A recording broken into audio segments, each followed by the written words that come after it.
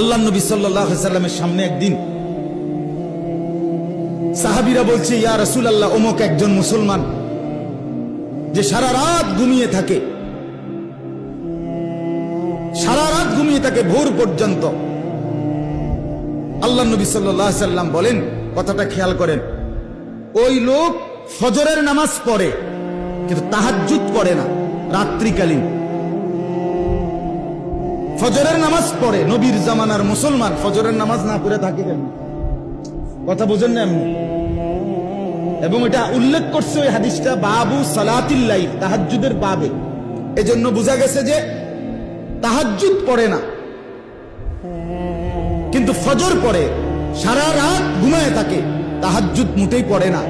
আল্লাহ রাসূল সাল্লাল্লাহু আলাইহি ওয়াসাল্লাম বলছেন, নবী বলছেন, যালিকা রাজুলুন বালাশ শাইতানু ফি উযুনাইহি। নবীজি বলেন, এটা এমন একটা লোক যার দুই কানে শয়তান পেশাব করে দিছে। আল্লাহর কসম, এটা হাদিস বন্ধু, বিশুদ্ধ হাদিস, সহিহ হাদিস। সহিহ হাদিসের আবার যারা, তারাও বুঝজানি এটা সহিহ হাদিস।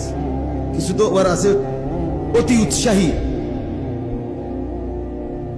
এটা সহিহ হাদিস। আল্লাহ রাসূল সাল্লাল্লাহু আলাইহি ওয়াসাল্লাম বলছে যে তাহাজ্জুদ করে না, কেন ফজর ছাড়ার তো প্রশ্নই আসে না, রাত্রিকালীন কিয়ামুল লাইল যে করে না, আল্লাহ রাসূল বলছে তার কানে, দুই কানে শয়তান মুত্তা দিছে তার।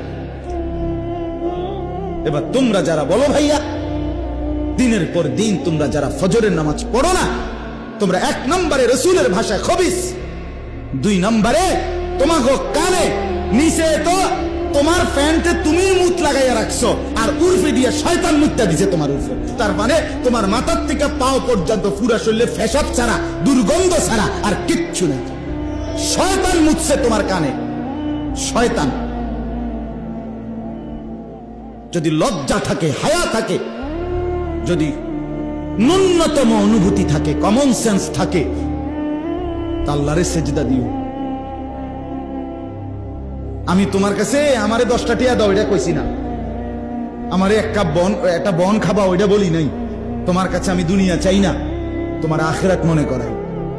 তোমার লজ্জা, শরম, আত্মসম্মান বোধ আছে কিনা এটা জাগাইতে চেষ্টা করলে একজন মুসলমান মুমিন এত নির্লজ্জ হয় না ভাইয়া, এত বেহায়া হয় না, এত বেশরম হয় না রে ছেলেরা। বোঝো রে বাপ, আপাদ মস্তক তুমি তোমাকে নিয়ে ভেবো।